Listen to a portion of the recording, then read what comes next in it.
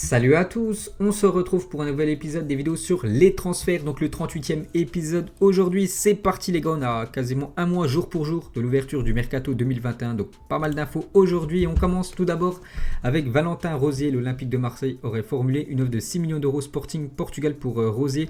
Le natif de Montauban vient de réaliser une super saison du côté du Beşiktaş où il était prêté. Plus Beşiktaş, un champion de Turquie et son équipe, où il appartient toujours, cette équipe du Sporting, elle, champion du Portugal. Mais c'est l'Olympique de Marseille qui aimerait avoir le défenseur droit français qui a déjà joué en Ligue 1. Il avait évolué du côté de Dijon. C'est pour ça que moi je suis énormément, bien sûr, cette équipe de Dijon. Donc je sais que c'est un très bon joueur. Il a joué aussi en équipe de France Espoir.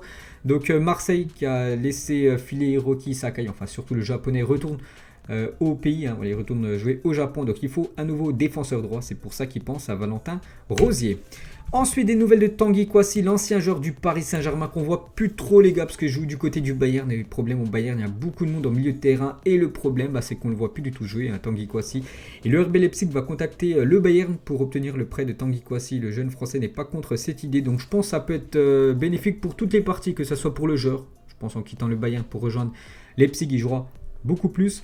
Ça peut être bénéfique pour Leipzig d'accueillir un nouveau joueur.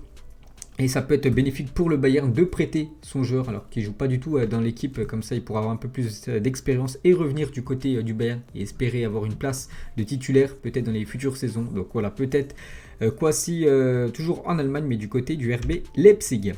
Ensuite, des nouvelles de Jack Grealish seraient sur les tablettes de Manchester City qui pourrait mettre jusqu'à 116 millions d'euros pour faire venir l'anglais. Donc là, ce serait quasiment peut-être l'un des plus gros transferts quand même de ce mercato 2021 si on dépasse les 100 millions d'euros. C'est que Manchester City n'a jamais acheté un joueur de plus de 100 millions d'euros. Je pense que c'est quasiment l'une des équipes les plus riches au monde. Donc voilà, ils aimeraient avoir Jack Grealish qui a une belle cote. En Angleterre, le joueur de Aston Villa qui a fait encore une grosse saison malgré qu'il ait été blessé comme une bonne partie de la saison. Voilà, quand il joue les gars, c'est un élément décisif de cette équipe de Aston Villa. Donc pourquoi pas du côté de Manchester City. Bon, après j'espère pour lui qu'il va jouer parce qu'il y a beaucoup de monde dans le secteur offensif du côté des Citizens. Donc affaire à suivre. Après 116 millions d'euros, je trouve quand même que c'est très très cher. Après les clubs anglais quand ils négocient entre eux, c'est toujours des montants énormes. Donc on verra les gars, Jack Grealish. Mais je pense qu'il y a de fortes chances quand même qu'il quitte cette équipe de Aston Villa et peut-être viser un peu plus haut et peut-être découvrir la Ligue des Champions.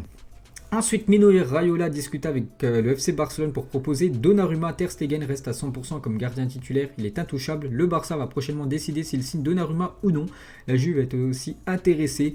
Donc pour Donnarumma, on sait que déjà il va quitter cette équipe parce que vous savez que l'AC Milan a recruté Mike Maignan parce que Donnarumma quitte l'équipe. Après entre la Juventus et l'équipe du Barça, en plus c'est certainement la doublure de Ter Stegen, je pense pas que ce soit bien pour Donnarumma. Donc le mieux pour lui, ça reste quand même la Juventus, parce que les gardiens de la Juventus c'est Snodzi, le gardien polonais, et je pense que si Donnarumma va du côté de la Juventus, c'est pour être gardien numéro 1. Donc voilà, je pense qu'il va quitter l'équipe de l'AC Milan. Mais je pense quand même son futur club, ça sera la Juventus et non le FC Barcelone. Parce que le Barça compte quand même sur Ter Stegen. Après, il pourrait avoir deux gros gardiens, Ter Stegen et Donnarumma. Mais bon, je vois pas du tout le gardien italien vouloir aller du côté de l'Espagne et être la doublure de Ter Stegen. Ensuite, on va parler d'une autre équipe en Italie, c'est l'AS Roma et la liste des objectifs de José Mourinho pour reconstruire l'AS Roma. Donc Eric Bailly, donc défenseur de Manchester United, Weghorst, attaquant de Wolfsburg, un gros saison, Riqui Puig qui joue très peu du côté du club Blaugrana, Buffon et Renato Sanchez. Donc un beau mercato. Après, je ne sais pas si tous ces joueurs vont venir, mais vraiment s'il recrute tout ça Mourinho, ça peut être pas mal pour cette équipe de l'AS Roma la saison prochaine. Donc voilà les gars, les pistes pour Mourinho. On va parler de Raphaël Varane vers Manchester United alors que les Red Devils seraient prêts à mettre 45 millions d'euros sur la table. Le Real Madrid en réclamerait 70 millions d'euros selon le Daily Mail. Manchester serait prêt à lancer une offensive en vue de finaliser ce dossier le plus vite possible. Lui, n'oubliez pas, il est en fin de contrat l'année prochaine en 2022 et pour l'instant il n'a toujours pas prolongé son contrat du côté du Real Madrid. C'est pour ça que peut-être le Real Madrid pourrait le laisser filer, surtout récupérer une somme. Que sinon il partira libre l'année prochaine. On voit bien le cas avec Sergio Ramos qui n'a toujours pas prolongé, bien sûr SR4. Donc voilà, Manchester aimerait avoir Raphaël Varane. Je sais qu'il y aura une autre info sur Manchester United, il y aura aussi un autre défenseur qui est pisté par cette équipe, mais voilà, Varane aussi est dans la liste. Ensuite on va parler du jeune Amin Adli, et le TFC a baissé son prix pour Amin Adli qui intéresse toujours l'Olympique de Marseille et d'autres clubs français. Le joueur va bientôt prendre une décision après le barrage face à Nantes. Donc le barrage retour c'est demain. N'oubliez pas que Toulouse a perdu le match aller 2-1 Donc j'espère pour lui que voilà, son équipe va monter en Ligue 1 parce que vraiment s'il reste une saison de plus en Ligue 2, lui élu meilleur joueur quand même de la Ligue 2 cette saison, donc il ira voir ailleurs. Et Marseille, vraiment Marseille le veut, donc tout dépend en fait de ce que va donner demain le match entre Toulouse et l'équipe de Nantes. Ensuite, le très courtisé Christopher Wu, que je connais pas, il a seulement 19 ans, va quitter Nancy librement et s'engager au RC Lens. Le défenseur français intéresse quand même Rennes, l'OM, Metz, le Bayer Leverkusen et l'équipe de Chelsea. Donc je connais pas du tout le joueur, mais on peut voir qu'il y a quand même des belles équipes en Europe qu'on a vu sur lui, mais il devrait s'engager du côté du Racing Club de Lens. Ensuite, j'en avais parlé les gars dans cette semaine, dans un de ces images. Et un accord de principe est proche d'être trouvé entre Théo Hernandez et le Paris Saint-Germain. Là, l'AC Milan réclame 40 millions d'euros. Peut-être Théo Hernandez du côté du PSG. Ce serait énorme, les gars. Donc lui, c'est un défenseur gauche. Donc déjà bon défensivement. Et très bon offensivement. Il apporte beaucoup. Offensivement, il a marqué beaucoup de buts. Pas mal de passes décisives. Et pourquoi pas venir en France Théo Hernandez. Donc voilà les gars, c'est une info qu'on parle quand même depuis quelques jours. Et sur l'autre côté, donc là c'est le côté gauche de la défense et l'autre côté bien sûr, c'est une info aussi là, qui est de plus en plus chaud. Donc c'est Achraf Hakimi, le Paris Saint-Germain a bien ciblé le nom d'Achraf Hakimi pour sa quête d'un nouveau latéral droit. Le Marocain est aussi fortement intéressé par l'idée de rejoindre Paris. L'Inter Milan ne le retiendra pas en cas d'offre intéressante.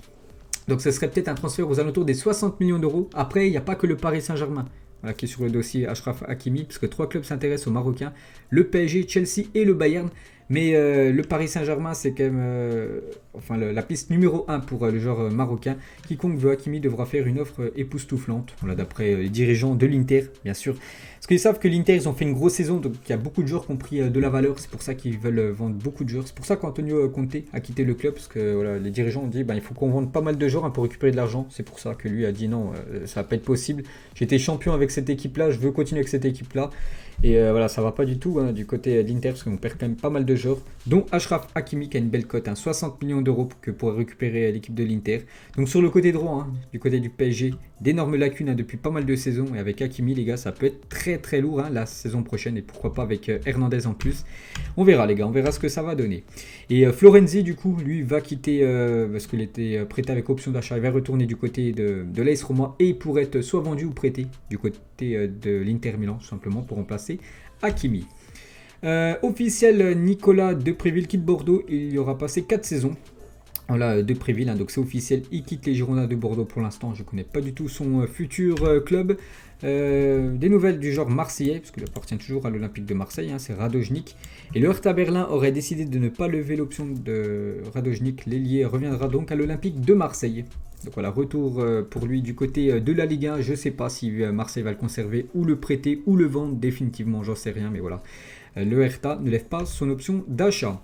Agüero a signé un pré-contrat avec Barcelone qui rejoindra après la finale de la Ligue des Champions. Donc c'est ce soir les gars, la finale de la LDC. Donc normalement, voilà, à la fin du match, ou peut-être demain, voilà, au mieux peut-être demain, parce que voilà, ce sera tard, la fin de la rencontre ce soir. Demain, on connaîtra certainement son futur club, et ça devrait bien sûr être le FC Barcelone, où il a déjà signé un pré-contrat.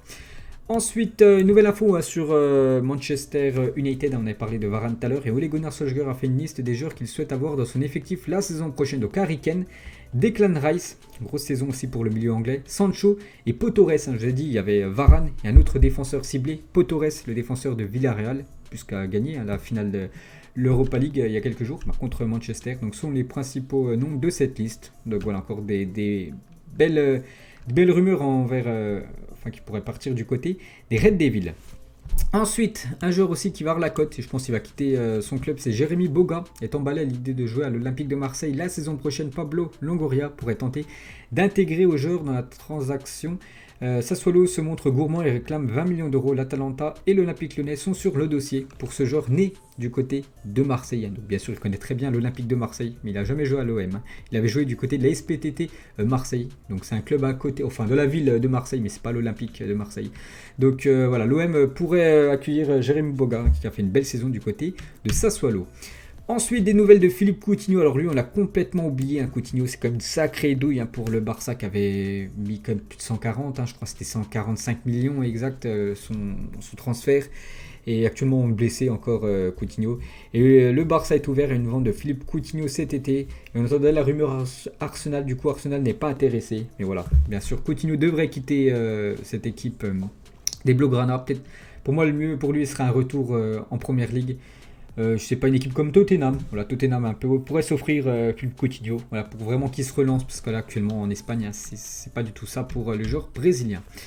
Ensuite, des nouvelles de William Saliba. Le Bayer Leverkusen souhaiterait s'offrir William Saliba. Arsenal pour accepter de le céder pour 30 millions d'euros, parce qu'il appartient toujours à l'équipe de Arsenal prêtée cette année du côté de Nice. Le club allemand doit se renforcer en défense avec les départs de Bender, retraite, et Alexander Dragovic. Donc voilà, peut-être futur club pour lui, ça sera Leverkusen en Bundesliga.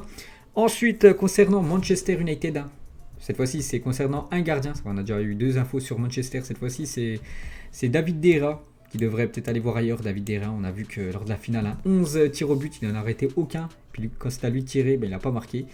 Selon Sun, Manchester United apprécie toujours autant le profil de Jan Oblak. Manchester veut proposer un contrat au portier de l'Atlético qui demanderait 75 millions d'euros pour son joueur. Les Mancuniens comptent notamment sur la vente de David De Gea pour le prendre.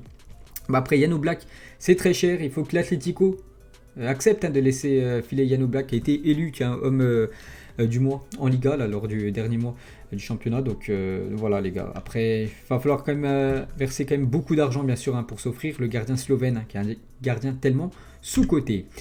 Ensuite, on va parler maintenant des coachs, parce qu'actuellement, je crois qu'il y a plus de rumeurs, enfin de transferts officiels niveau entraîneur que joueur. C'est incroyable. Donc déjà, Peter Bosz veut venir à Lyon. Le Néerlandais aurait même reçu une proposition de Lyon et serait très tenté par cette aventure. Et d'après les dernières infos, ça devrait être lui le futur coach de l'Olympique Lyonnais, vu que Rudy Garcia ne reste pas du côté de Lyon. Donc lui, il a déjà entraîné l'Ajax Amsterdam, le Borussia Dortmund et aussi l'équipe du Bayer Leverkusen. C'était son dernier club. Donc il devrait venir du côté de Lyon.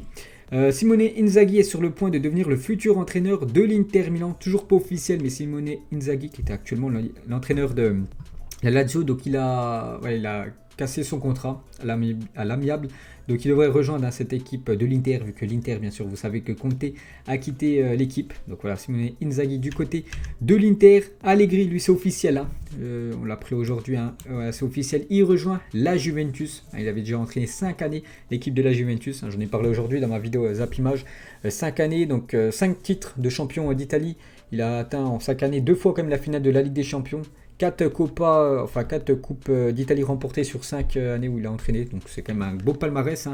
Voilà, c'est quand même un beau passage. Donc il revient du côté de la Juventus. Pourtant lui il était pressenti prendre le poste du Real Madrid. Mais non, il retourne du côté de la Juventus vu que Pirlo, les gars, s'est fait limoger. Du coup le Real a démarré des discussions avec Antonio Conte. Donc voilà, ils changent tous de club, les entraîneurs italiens. Donc Conte pourtant vient d'être champion avec l'Inter. Lui, normalement, devrait peut-être être le futur entraîneur du Real Madrid. Bon, pour l'instant, c'est simplement une rumeur. De Laurentiis aurait proposé un contrat à Spalletti. Ce dernier devrait rejoindre le banc de Naples d'ici peu de temps. Et ça s'est fait, les gars. Voilà, ça s'est fait il y a à peine 10 minutes. J'ai pris l'info juste avant de faire la vidéo. Voilà, c'est officiel. Spalletti, nouveau coach de l'équipe de Naples, vu que Gattuso, l'ancien entraîneur, lui, rejoint, c'est officiel, il a pris l'équipe de la Fiorentina. Donc tout le monde change de coach. Van Bommel sera le nouvel entraîneur de Wolfsburg. Il va signer jusqu'en juin 2023. Il succède à Glasner qui a signé à Francfort. Donc Wolfsburg joue la saison prochaine en Ligue des Champions. Ils ont terminé 3e de Bundesliga. Donc ça devrait être Marc Van Bommel, le nouveau coach. 9e changement d'entraîneur en Serie A en seulement quelques jours. Le Torino vient d'annoncer la nomination d'Ivan Juric au poste d'entraîneur. Ce dernier officialise, il était du côté de Hellas Vérone cette saison. Un entraîneur aussi du côté de l'Espagne, Bordalas est le nouvel entraîneur de Valence, donc lui ancien coach de Retafe. Donc du coup maintenant c'est le coach de Valence. En Ligue 1 c'est Julien Stéphan, ancien entraîneur de Rennes, est le nouvel entraîneur de Strasbourg, vu que Strasbourg avec Lorel c'est fini. Olivier Dalloglio, donc ancien entraîneur de Brest, donc maintenant il rejoint, c'est pas encore sûr, mais normalement il devrait rejoindre l'équipe de Montpellier. Voilà, il va s'engager normalement 3 ans avec le club héroltais. Et quelques transferts officiels cette fois-ci de joueurs. Donc Mike Maignan en avait parlé depuis quelques temps, cette fois-ci c'est bien officiel. Mike Maignan quitte le LOSC et rejoint l'AC Milan. Donc il a signé un contrat jusqu'en 2026, vu que Donnarumma quitte le club, je l'ai dit tout à l'heure, pour rejoindre certainement la Juventus. Donc il faut trouver un remplaçant, donc c'est Mike Maignan. Omar Richards, joueur de Reading, une équipe de 2e division anglaise, lui rejoint gratuitement le Bayern Munich. Donc c'est un latéral encore qui va très vite. Et Ibrahima Konaté, quitte le RB Leipzig et rejoint l'équipe de Liverpool. Lui aussi, on en parlait depuis pas mal de temps, bien sûr, Konaté. Voilà, c'est officiel, hein, là c'est la rubrique officielle. Et David Alaba, lui aussi, hein, j'en parle depuis pas mal de temps, cette fois-ci c'est bien officiel. Il rejoint le Real Madrid, contrat de 5 ans et un salaire de 12 millions d'euros pour l'ancien joueur maintenant voilà, du Bayern Munich. Donc il rejoint cette équipe merengue. Donc voilà, on a fait le tour les gars, nouvel épisode, hein, ce 38e aujourd'hui. Donc j'espère que ça vous a plu. On se retrouve nous normalement début de semaine prochaine pour le prochain épisode. Bonne journée à vous, bonne finale ce soir et à demain.